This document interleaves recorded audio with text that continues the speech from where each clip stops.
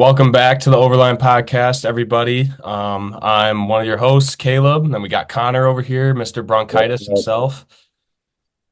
Ain't nobody got time for that. Ain't nobody got time for that. That's right. But we're back today, probably with our most like quick back-to-back episode of all time. But yeah, we're here for the long haul, man. You know what it is. But yeah, so Locked today in we're this just year. gonna We locked in this year. yes, we are. It kind of sucks that we started in the playoffs last year. We were a little late to the party, but Yeah. We were still recording, I'd say like every couple of days, or at least we also started recording in like the conference finals. So it was literally like, right when the conference finals were about to start. yeah, Uh, so it was like we didn't have as much to talk about, I feel like. We still right. talked for forever about it. We milked the cow out of all the teams that we could, that's for sure. But yeah, now we got more teams at our disposal, and today is just going to be kind of like a free-flowing discussion, kind of like a through the wire type vibe. Yeah. Is that No, now still it's what it's numbers on the called, board. or No, did it's the numbers name on the board. change? Numbers on the board. Yes. Oh yeah, And then T-Millie and Pierre do their little handshake. yeah. Ah, yeah. This dude's a number one fan. You can tell.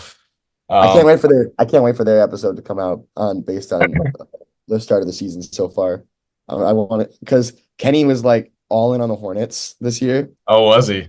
Everybody else was like calling him stupid because he projected them to get like eighth in the Eastern Conference, I'd say and that's pretty high. That's a ballsy. it is pretty high. I'm not gonna lie, and everyone's just like shitting on him, and I can't wait for him to come on to the. They were doing their predictions for the game one. He's the only one who took the Hornets over the Rockets. I can't wait for him to come on and hype up Melo. I'm Yeah. excited for it. Yeah, dude. No, it was looking. I guess we can kind of start there if we want. We can start with our Hornets and move on to the Pistons. Sure.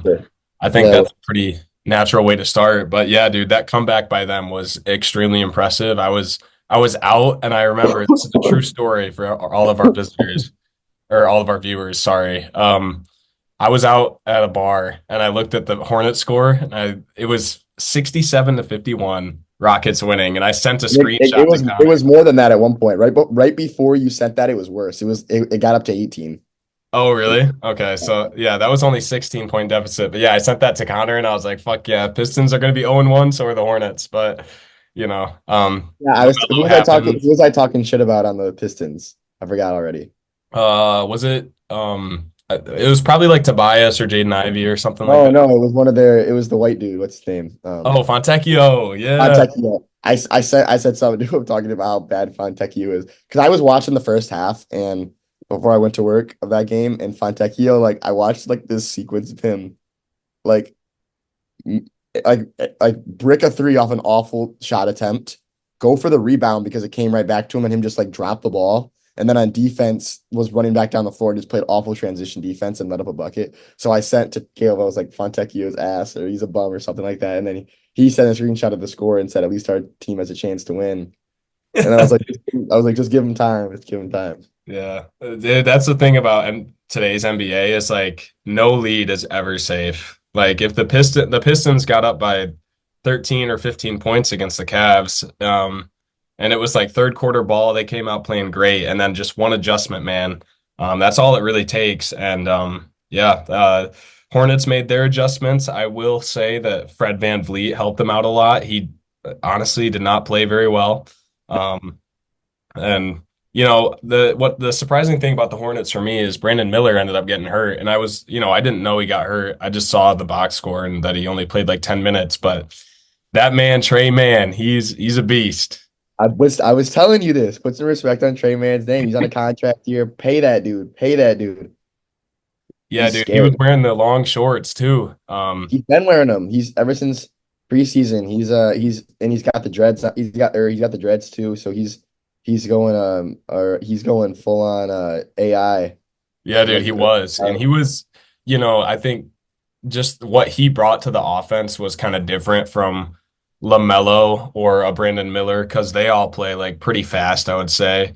Trey Mann, he's slow, methodical. He just broke the Rockets defense down, and they're not experienced or good enough to kind of deal with that, I think. Şengün's way too slow. So if he goes up on screens, Trey Mann's blowing right by him, and then Trey just has a really, really nice mid-range jumper that he used a lot, and he had like 24 points or something like that. So made that comeback pretty easy, and that was really inspiring to see, especially if you're a Hornets fan. So yeah, His current odds are plus 8,000 for sixth man of the year. Might have to hop on wow, that one. wow, And I mean, he looked really well. I mean, yeah, like you said, Brandon Brandon going out was definitely something that scared me. And I as soon as that happened and we were down 18, I was like, all right, this game's kind of out of reach. Once we have everyone back, Mark Williams, Josh Green, um, Brandon Miller, like, oh, maybe we'll be able to start getting things back on track. But Melo did not let us lose. Man, he is something else. I've been saying it. He can be all NBA if he stays healthy this year. He can make an all NBA team. He's just that good. It was just so nice to watch with the Rockets, like very good. I would say the Rockets are one of the deepest teams in the NBA. They have they have incredible depth and incredible youth as well. And it was just fun to see Melo being just by far the best player on the court again. Like it's been a long time since a Hornets player was the best player on the court. And besides last year when you had like Brandon Miller playing the Wizards or something and he was going off. But right, yeah, overall, I really liked what I saw. Defensively in the second half, they looked elite, which is something that they've been talking about a lot in the preseason about their defense and how they're trying to take pride in it. Miles has been talking about it in the podcast about like how Charles he's a defensive minded guy and how that's how they want to score in transition and they want to play really good defense. First half, they did not do that. It looked like, and to be fair, I do think there was a lot of jitters. They had a lot of missed shots, which turned into a lot of good looks for the Rockets on the other end just off of those missed shots, which is kind of natural. But the defense in the second half was amazing. Miles didn't do a ton offensively, but his defensive rebounding was so underrated in that game. I mean, there were times where you'd see four Rockets players with all great box outs, and Miles would just fly out of nowhere and sky in and grab that defensive rebound. That was in very big situations as well. It's just really good to see him when he's not, even when the shots aren't completely falling, him finding a role to help the team win. So that was huge. Like we already talked about Trey Mann, he's an underrated player. He's gonna average 20 points a game off the bench this year. Scary, scary guy. And then the one thing I really, really didn't like that I saw was Vasa Micic. Every single time he was on the floor, it looked like the worst player on the floor. And it's tough because he looked so good in at the end of last season and in the Olympics.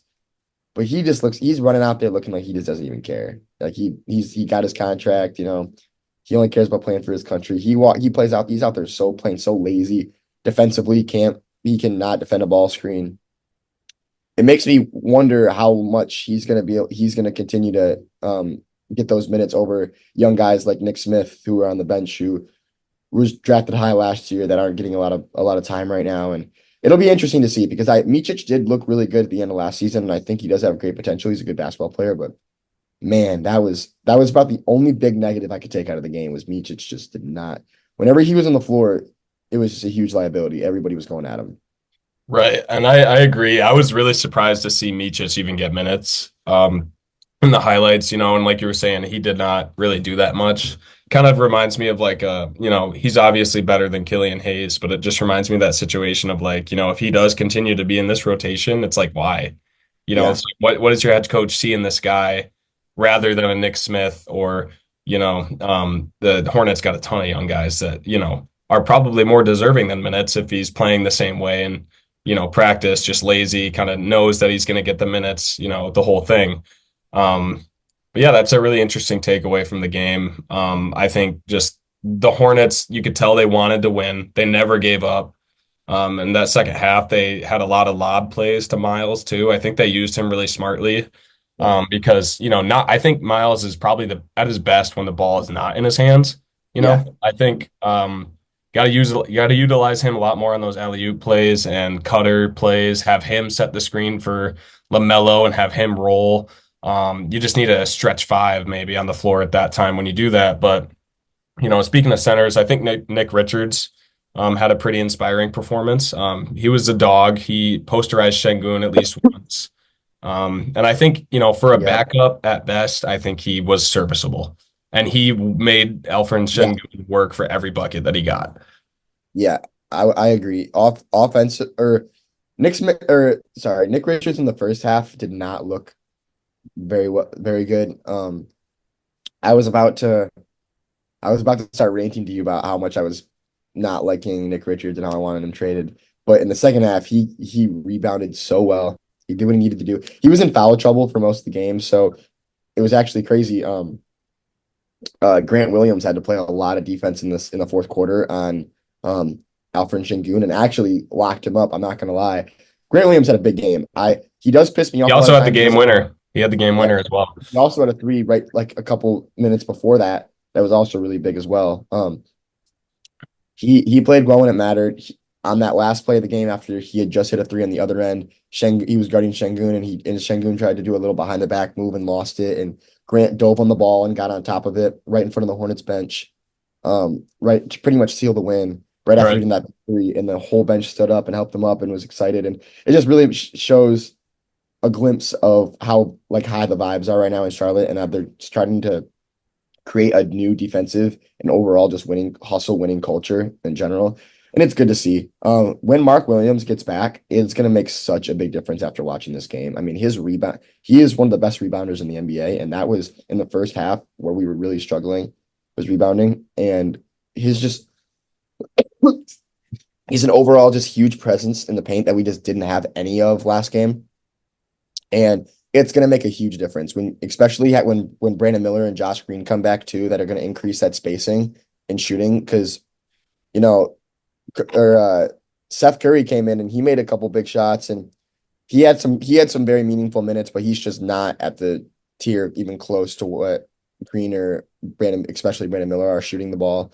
And it's when those guys get back, it's gonna be scary in Charlotte. They're gonna put the league on notice. Obviously, they're not out here competing by any means. Their team definitely still isn't good enough to um, compete yet, but it's just the fact that they were able to do what they did against a young up or uptrending team on the road to start the season. Um, it was really inspiring, definitely for a lot of Hornets fans, I think. Yeah, for sure. I totally agree. And what you said about Seth Curry, I think it's really important to have him on this squad. I mean, he did make a couple huge threes to kind of help that comeback and keep the lead at the end of the game. And a guy like Grant Williams, like those two, just having two vets, that makes a lot of difference on a team like this. And like you said, yeah, the Hornets are not going to be just a team that a lot of other NBA teams will just mark as an easy win on their calendar. They're going to have to work, especially when they're in Carolina and gonna have to play in Buzz City. I'm excited to see how their home court looks. Do they play tonight? They played a night against Atlanta and then on the road, and then they played tomorrow back to back against the Heat. Mark Williams and Brendan Miller are out for both those games. Hopefully, Okay. you can split and get at least one and be 2-1 going into next week when both of them could be back.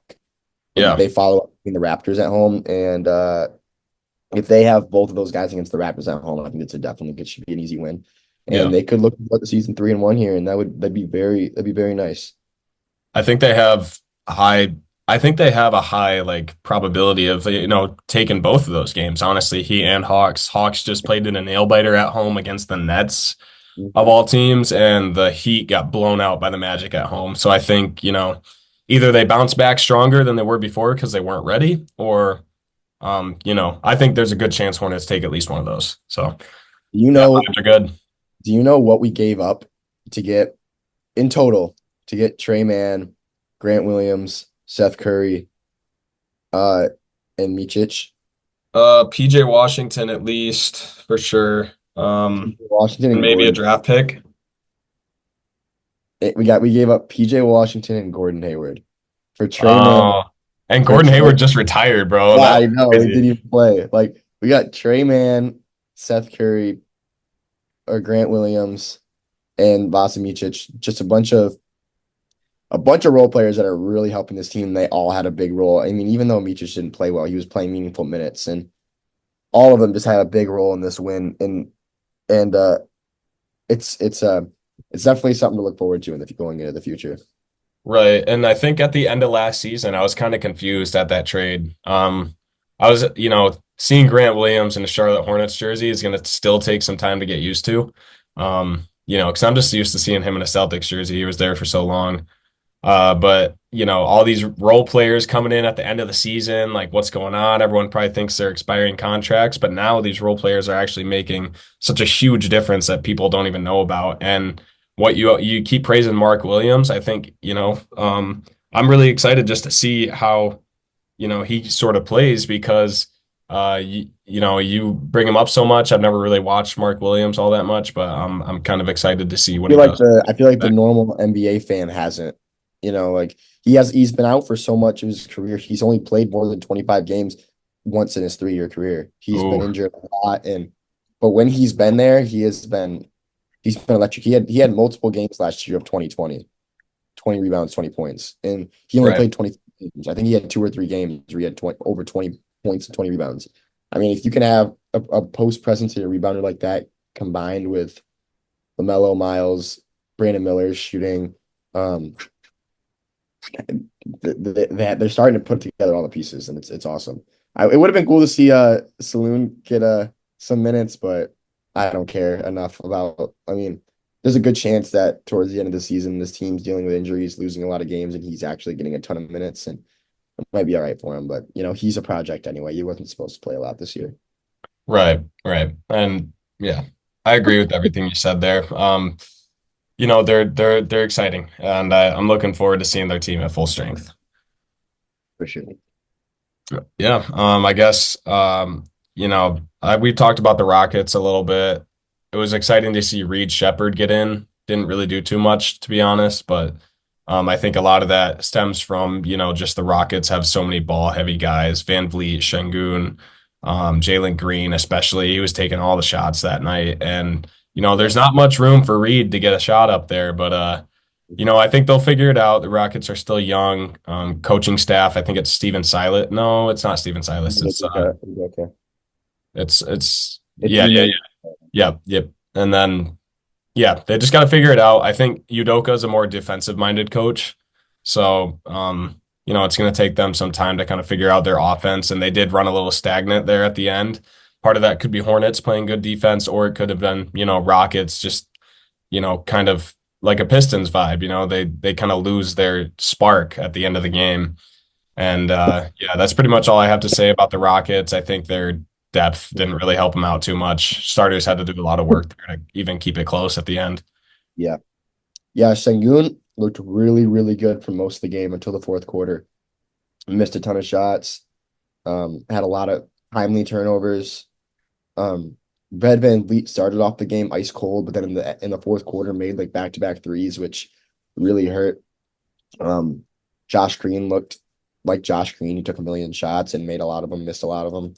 Um, Athletic freak, and then um, yeah, like you said, it was good to see Reed Shepherd get minutes early on. He came off the bench and looked really well defensively for his size. There was one play where he came down the floor and he had a turnover and it led to like a LaMelo fast break, and then he comes back down the floor the next possession and knows he made a mistake and made a play, and he gets to the paint, makes the defense collapse and leaves like a nice give off to Şengün for like a dunk or something. And it was good to see him that out of a young guy, knowing, wow, I just messed up. I got to make sure I come back and do something serviceable on this next possession. And, um, he's a smart player. I think he's going to be just fine in the league. Oh yes, he will. He'll be yeah, it's just going to take some growing pains. Everything gets faster after preseason and summer league. So, every rookie's going to have a tough time catching up to that pace. But yeah, he will be just fine. He honestly, dark horse pick to win rookie of the year for me, but I'm still I going wouldn't to even say I wouldn't even say dark horse. I feel like um he's probably top three in betting odds, but he's because just considering their team's gonna have success and he's the top three draft pick, he's gonna be playing a lot of minutes compared to most of the other rookies, and it really wouldn't surprise me at all. I'd say he's probably second on my list in terms of rookie of the year. Yeah, that's a valid take actually. Yeah, not a dark horse pick. It's just going to be interesting to see like this first month how much he is actually a part of this offense, how many minutes he really gets. Because with a young and up and coming team like the Rockets, they're already pretty solid, and the fact that they picked third in the draft was pretty wild. Yeah, So just integrating a new piece as good as Reed is, it's going to be tough. that's something we're gonna have to talk about later. It's another very good young and up and coming team that is probably gonna be drafting high in this next year's. draft. We're gonna talk about that later. But you want to segue into the Pistons game now? Yeah, absolutely. I'm down. And I Also, quick, guess, quick trivia question. yeah, yeah. Quick trivia question for you. Yeah, I'm ready. My computer's like lagging, but do you know what team has the highest current streak for wins on opening night and what the number would be? Oh shit. Um, I mean, uh, I'll go with like the Magic. Do you have a guess on the number? Let's go with the Magic and like they're no, it's not the Magic because the Pistons beat them opening night like 2 years ago. Um, is it a team I wouldn't expect? Probably. Oh shit. Let's go with shit, man. Let's go with the Phoenix Suns 8 games in a row. It's 4 games, and it's the Charlotte Hornets.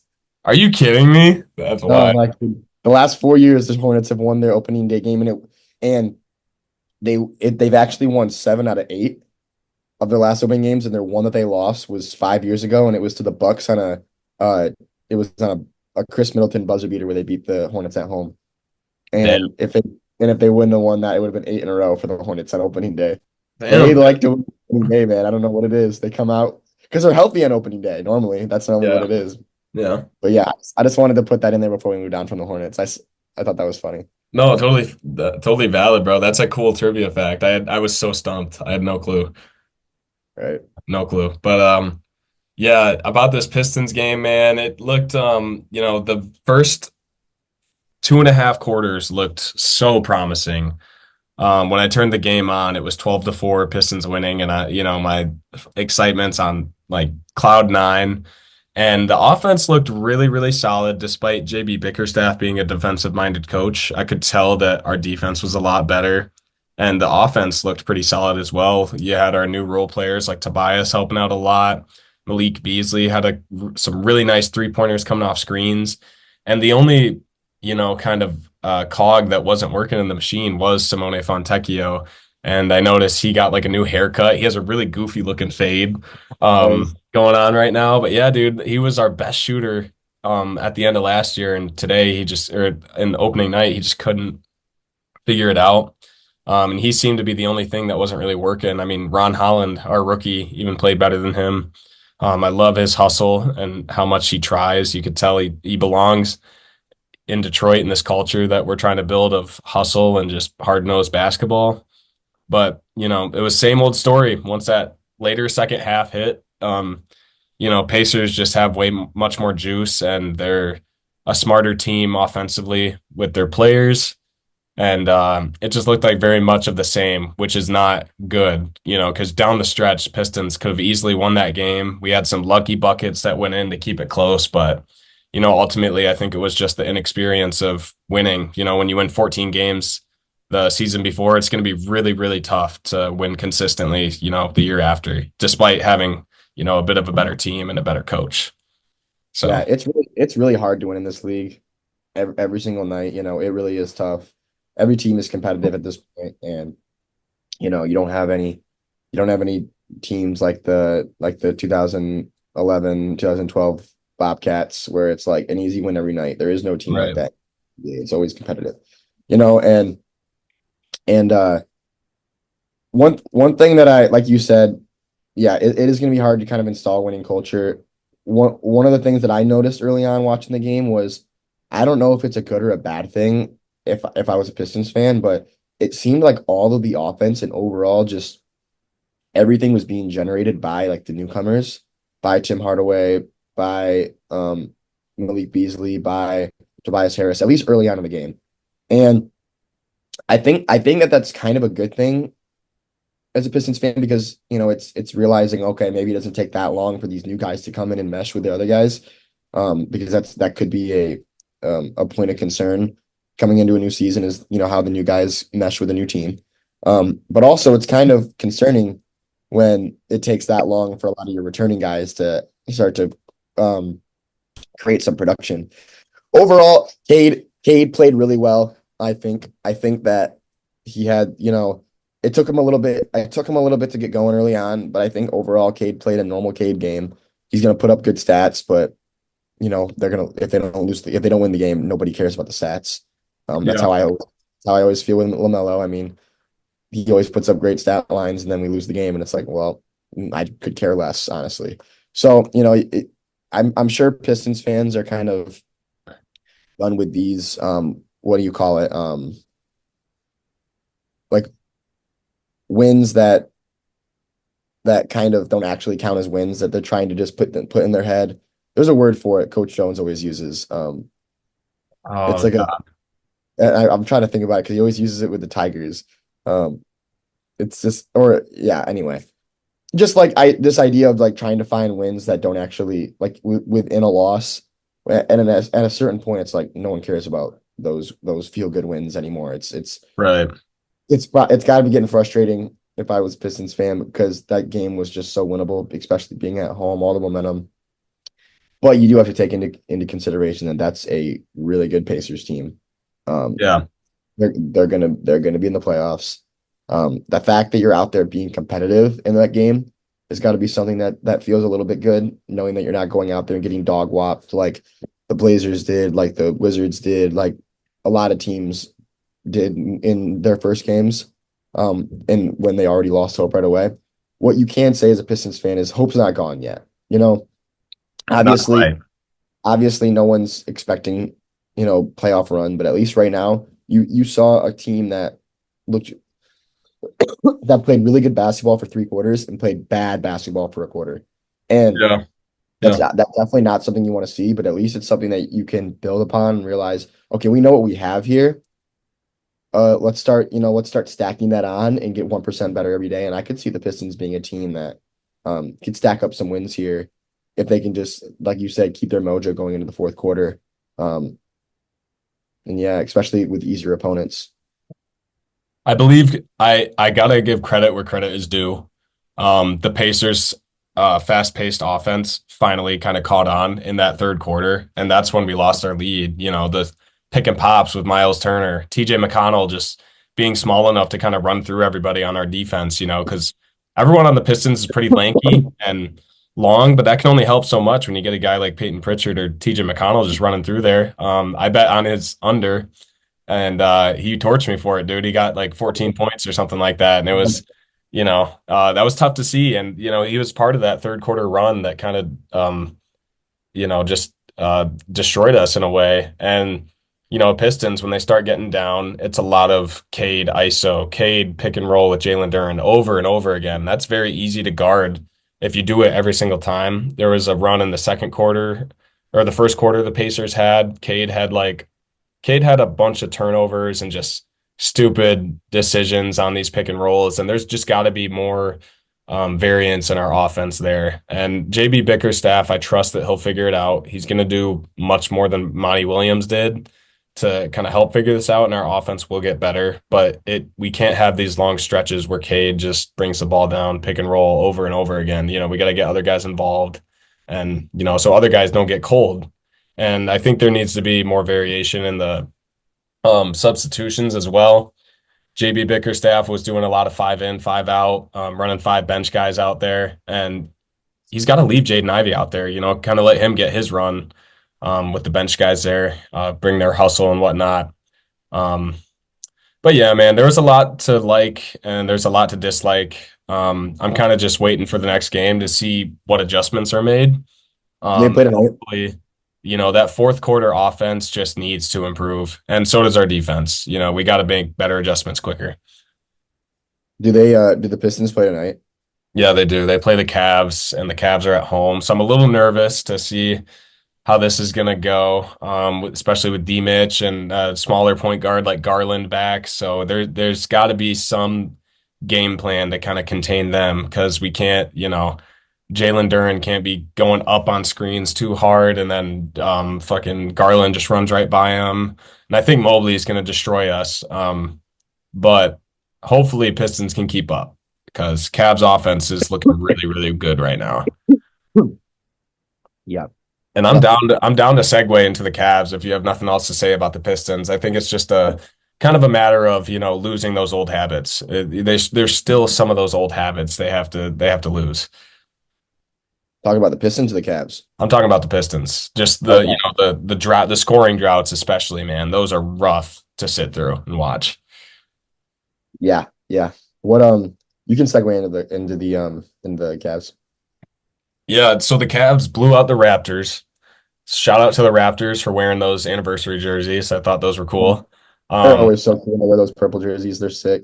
yeah, they are. On the new courts though, they look a little odd, but it is what it is. They're cool jerseys nonetheless. Cavs were really exciting though, man. Their offense was perfect the entire game through. And like you were saying about Evan Mobley last episode, I believe, he's easy all-star. I Like think we can 25.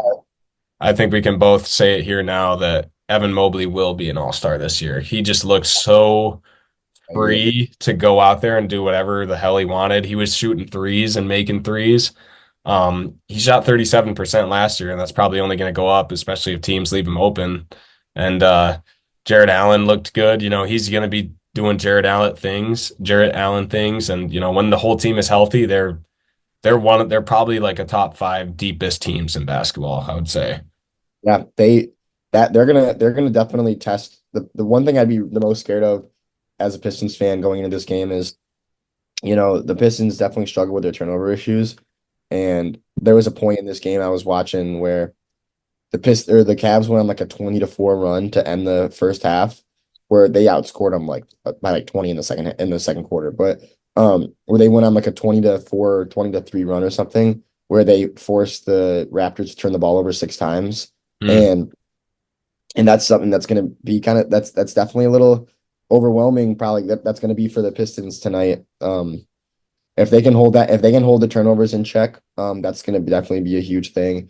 The problem with the that's so hard to defend the Cavaliers is just how many options they have all around the court. I mean, Donovan Mitchell had 21 and he didn't even play like the fourth quarter.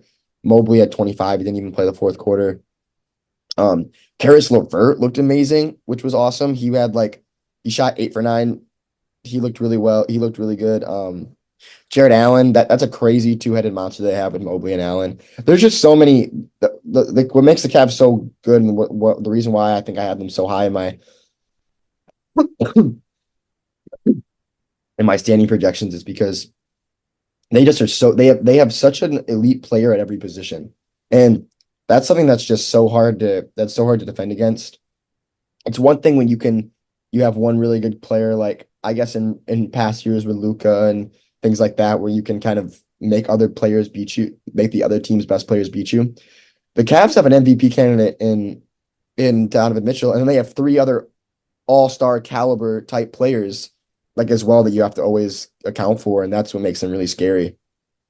right. And, this goes back to like a JB Bickerstaff issue. The only reason they didn't go further in the playoffs was their offense.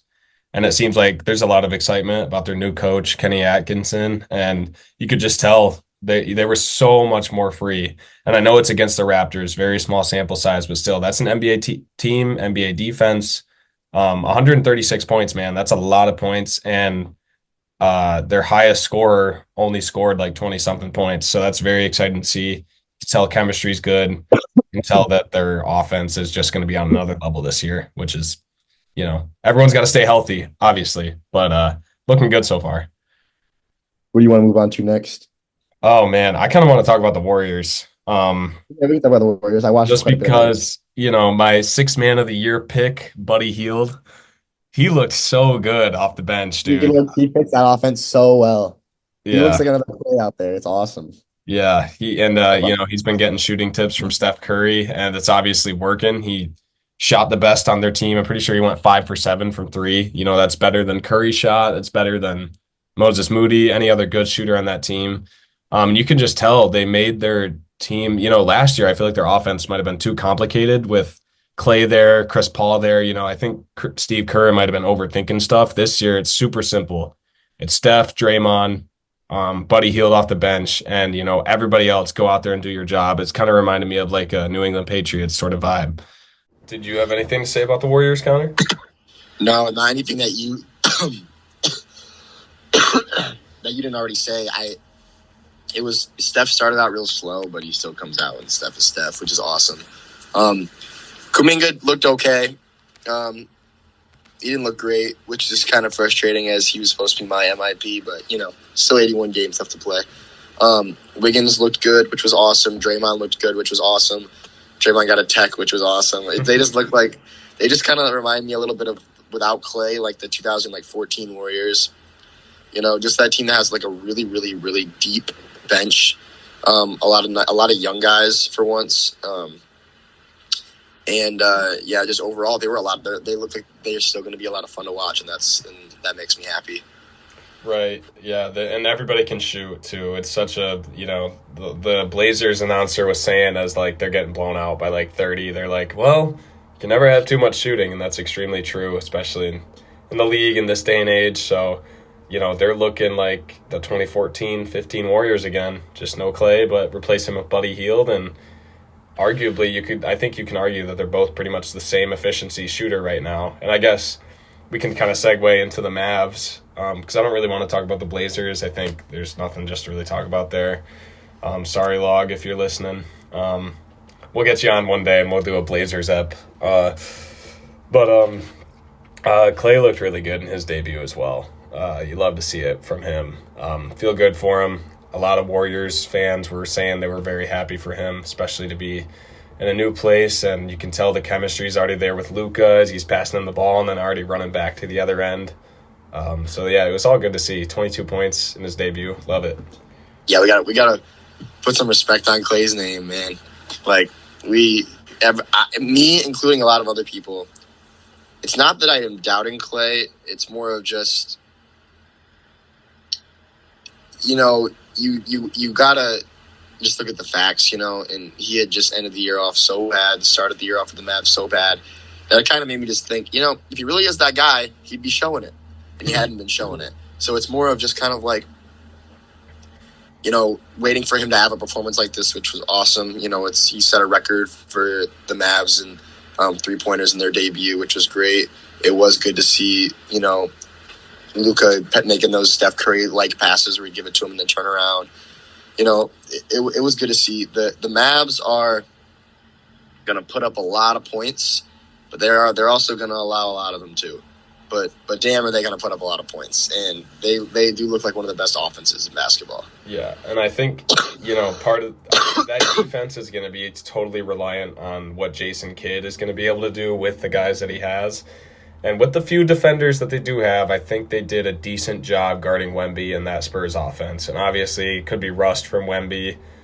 Could be, that Dallas crowd getting into everybody's head. It could be Popovich just not being ready to kind of insert Chris Paul and Harrison Barnes, which Harrison Barnes had a pretty good game, I would say. But yeah, he did. It's just going to be tough to kind of integrate all those guys. But I think the Mavs did a quality job down the stretch, especially. Spurs are one of those young teams, very much like the Pistons. They got a few vets, but they're just not experienced enough to kind of keep up in those fourth quarters like the Mavs would be. Yeah, the Mavs looked like the second best team in the West last night. Yeah, for sure. I totally agree. And Derek Lively, that man's going to have an awesome sophomore season. I agree. He's one of the guys I'm really rooting for too. I don't know if you know about his past with his parents, but yeah. Like, I got the scoop. Yeah. And you love to see just how hard he plays. He's a very passionate player, and he's very likable. So I'm rooting for him as well to, help out this Mavs team. He's going to be huge, and it was just crazy how huge he was as part of their finals run as a rookie. That's the stuff you dream of doing. I love that he's sort of living that out. Yeah. So, yeah. Go Clay. Go West. Oh, Thunder? Yeah. Yes, sir. What you got to say about them? Lord. I mean, they put the whole league on notice last night. I mean, they did. They were our pick to win the West, which they were a lot of people's pick, but good Lord. I mean, Chet looked amazing. Jalen Williams looked amazing. Shea looked like an MVP. Caruso looked great. He even got to hit him with the post game presser, which is awesome to see. The vibes in OKC are so high right now, and they might get Cooper Flag, which is just insane as well. Yeah, because I forget who owns their or whose pick they own, but it's someone that's 100% not making. Clippers? I think it's the Jets. Is it the Clippers?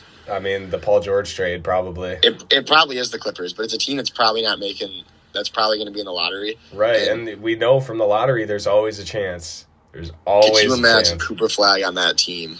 I don't think the league would allow that, but yeah. It's crazy. And they looked so good. They look so young too, which is I don't even mean that in a bad way. They look young in a good way. They made a team that's not that old and the Nuggets look really old. Mm-hmm. They were out hustling them, out rebounding them. There was this one play I forget, like in the middle of their run where the ball goes like off the rim and it starts to float down the field or float down the court. Where it was one of those plays. Remember where like LeBron let I forget who it was grab it on the sideline and then let him go Ian up for Clark.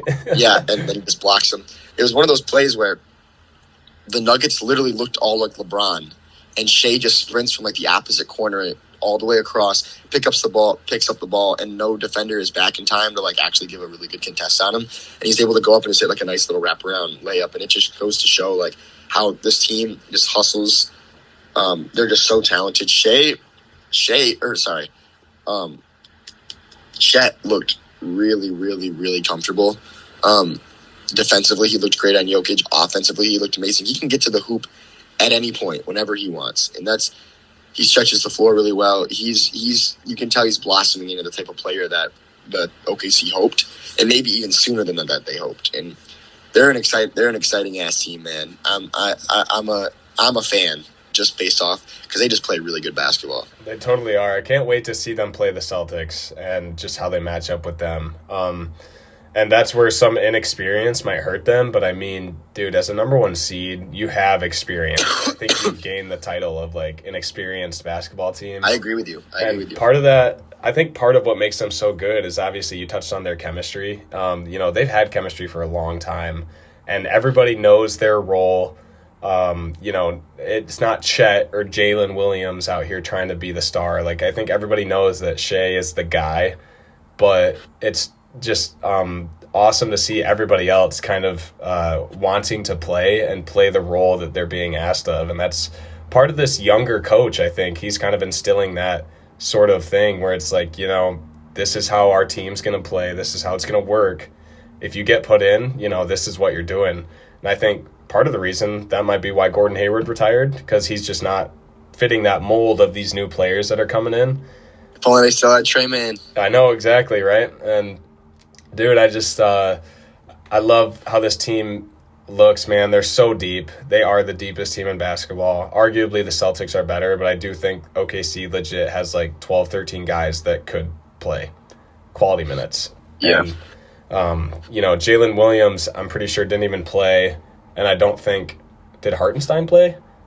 Hartenstein's out for like a good month, I think. Okay, still. Yeah. So they had when two he comes guys. back, that's going to be – yeah. Yeah, they had two guys that didn't even play, and it didn't seem like they were missing important pieces to their team. So it's, the Nuggets, it was just a very uninspired performance on their part.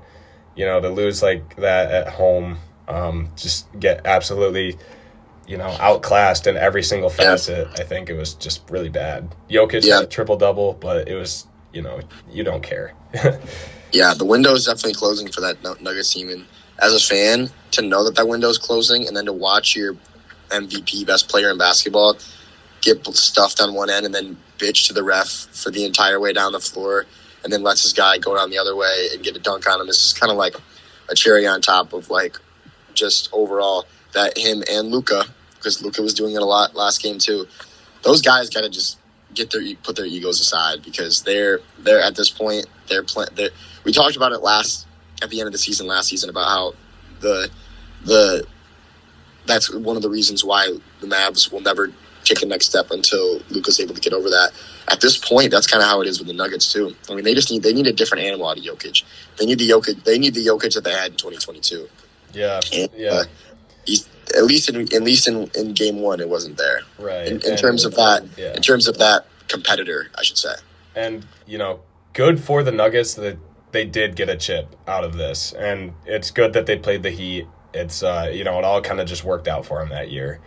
And it is tough. They lost KCP. He was absolutely huge for their hustle. Christian Brown's just not the same player. He's certainly solid, but he's no experienced vet that KCP was. He's a two-time champ for a reason. And shout out my guy KCP, man. He's helping the Magic out quite a bit. Damn, your Magic looked good. Yeah, they did. And shout out Gary Harris too. He had like 18 points. Gary. Yeah. But yeah, just my final note on the Nuggets is they might have just lost too much. I don't think they added anything to kind of replace that void that KCP left, and with their stars, getting 1 year older, and just with how much the West is getting better, I do think this window is damn near closed. But we also just got to see more games. So it's tough playing the best team in the NBA, one of the best teams in the NBA opening night. It is very tough. So you want to move on to our locks? Yeah, we can move on to our locks. What you got? You want me to go first? Yeah, go ahead. Okay. So it might be one of the same ones you have. I'm not completely sure. That's okay. But I do like Pistons plus 10. I like the Pistons plus 10.5 as well. Yeah, I like them. I like them plus 10 versus the Cavs. Even though the Cavs have won like 9 of their last meetings versus the Pistons or something like that. I saw some stat about that earlier. But no, the Pistons, even though they don't look good, they look a lot better than last year. Right. And I think that they're going to be able to go out and compete. And 10 points is a lot of points. So I'll give them the point. Right. They did beat the Cavs in the preseason as well. I just think, to lose by 11 is going to be tough. It's beginning of the year. I think everyone might be a little bit rusty still, or teams are both going to be trying really, really hard to kind of, Pistons are going to be hustling for that first win. And I just don't see them losing by more than what? I agree. I just don't see them losing by more than 11 points. Was that one of yours as well? That was the first one I was going to say. So I'm also going to lock that in. Okay. My second lock I have the Bucks minus 9.5 versus the Bulls tonight. Bucks minus 9.5 versus the Bulls. So they're going to beat them by more than 10. By 10 or more, yeah. Bulls look really bad, and the Bucks looked really good in their first game. Bucks at home too, right? Bucks are at home. Yeah, I feel like Giannis is on the injury report right now, which is I think why the line's so high.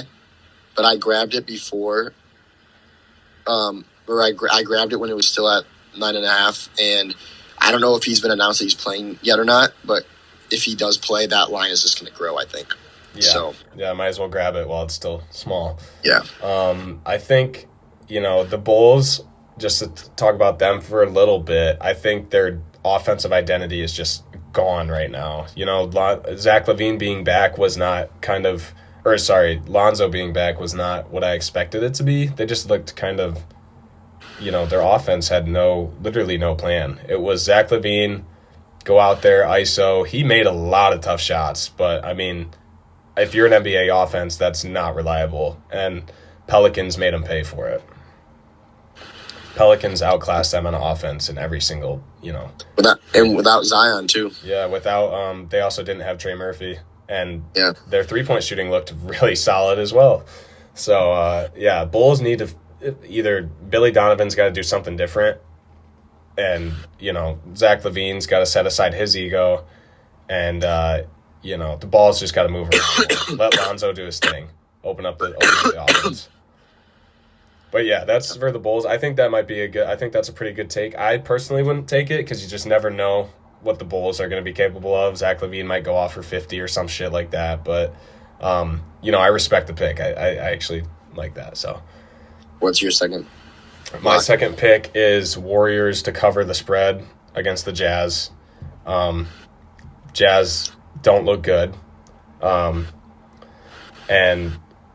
They can score, but this Warriors defense absolutely shut down the Blazers. And if the Jazz and Blazers are going to be the worst two teams in the league, I can see the Warriors beating them by more than 5 points.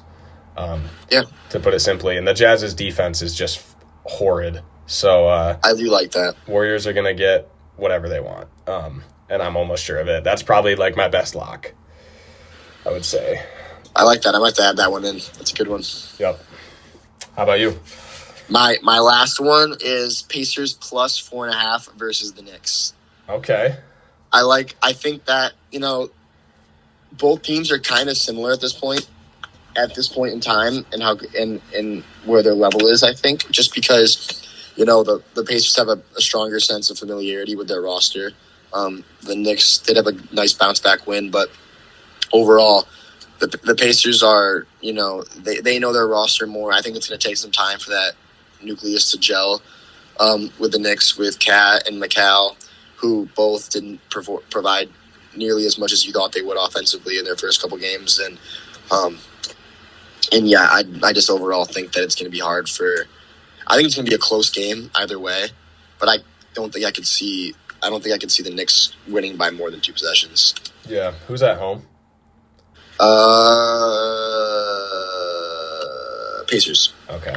Yeah, even in the playoffs recently, Knicks injured to hell. God bless their hearts, but the Pacers blew them out in a couple of games there, and I can easily see the Pacers' first game at home. They're a basketball city at heart, and I can see them going absolutely nuts tonight on the offensive end. That's just how they're designed, and especially with this new core in the Knicks, you could tell they couldn't do anything against the Celtics on defense. So if Tibbs doesn't make a change quick enough, yeah, that's a lock for sure. And then my last lock was LaMelo going over 7 assists. I like it. Against this Hawks team that allowed 116 points to the Nets, and it probably could have been more if it wasn't Ben Simmons playing. Yeah, dude, I think LaMelo is easily going to cross that. He's probably going to have a crazy triple-double performance tonight, and I'm looking forward to seeing that. Me too, man. Me too. I'm ready. I'm ready. Oh, man, I'm so excited to watch him play again, even though, I'm same with you, I'm sure. Tampering my expectations with this injured roster and overall just being the beginning of the season in general with both of our teams. But I'm just so happy the NBA is back, man. It's great. Man, Tuesday was like waking up on Christmas morning. Yeah, dude, I felt that too, and I was going to say in this pod, it's just so nice to see all these teams have their stars back, unless you're Philly or Clippers. My maintenance is here. 1 second. All right. I'm back. Oh, okay. What they fixing, man? They're just checking some fire extinguisher shit or something. That's cool. Anyway, what are you yapping about? I was just saying it's been so nice to have the NBA back, man. Like you were saying, it's awesome to see all these teams finally at full strength. At the end of last year, so many fucking stars were injured. But, I am a little sad that Embiid and Paul George weren't playing. I don't know what that's about. And Kawhi's out, It's making me really want to root against the Sixers even more. Yeah, dude. I really, Sixers were one of the most likable teams for me, back in 2018, 2019. When they trust the process is. When the process was finally emerging, and then, all they have to show for it is a Game 7 buzzer-beating loss against Kawhi. And it's kind of ironic because Kawhi is now, he won that chip, but now he's just nowhere doing the same shit. Yeah. Yeah. It's sad, and, but at least we got these stars that we can watch. I'm not going to be sad over these older stars that are kind of, past their window. I don't think the Sixers are even going to come close to winning it this year. Yeah. I don't think the Clippers obviously aren't going to have a chance, but, it's sad that we won't be able to watch these guys that we kind of grew up watching anymore, at least consistently. Yeah, I agree. It's sad. But yeah, I guess that kind of wraps it up for this episode, unless you have any other teams you kind of want to touch on, Con. No, I just wanted to say, we'll unless something really big comes up in the next couple of days, I'm sure it'll probably be at least till next Friday that we go until we record again. But, see if something big happens, I could see us doing a little emergency one. But a little phone call, 15-minute episode type vibe. Yeah. Exactly. Besides that, I feel like we're just for the most part just gonna be trying to wrap up weeks worth of content whenever we can. But thanks for listening. Today was a little bit more of a unstructured pod because, like I said, we don't have a lot to talk about. We don't have very strict bullet points to talk of besides just opening day performances. But I'm sure as storylines continue to emerge as the season goes on, different things will come up. But it's still fun just kind of talking about what we've seen so far early on, first impressions. Right, exactly. And I do want to touch on one thing. The Timberwolves, Julius Randle deserves his flowers back. I think he, really good performance against the Kings, especially away. He had 33, right? Yeah, he did, and he's the reason they won. Like Kings could have ran away with that early, but thank God Julius Randle was there, and that's the type of player he is, man. He's gonna be like, he'll have like 3 good games, then 1 really bad game, and then Timberwolves fans are gonna be like, oh, why the hell did we get this guy? He's so bad, and then that's just the way it is, especially with a lot of stars these days. Yeah. But yeah, Timberwolves looked really good in that game. That was a really good win for them. I think they needed that. And if you're the Kings, and if you're a Kings fan, you guys will be fine. And take these opening day games with a grain of salt. Yeah, exactly. So yeah, as a Pistons fan, hoping we get our first win by next week. Yeah. So yeah, hopefully the Hornets are 3-1 by the next time we talk. Yeah, exactly. That'll be the maybe. goal. But yeah, we're gonna try to stick to like a Friday upload schedule. I think that'd be good. We'll be talking Friday afternoons. But yeah, we hope you guys enjoy watching these games that we got coming up. We hope you liked our recap, and we'll be talking soon. Yep. See you next time. All right, go Pistons. Yep. Go Hornets, baby. All right, peace. Buzz City.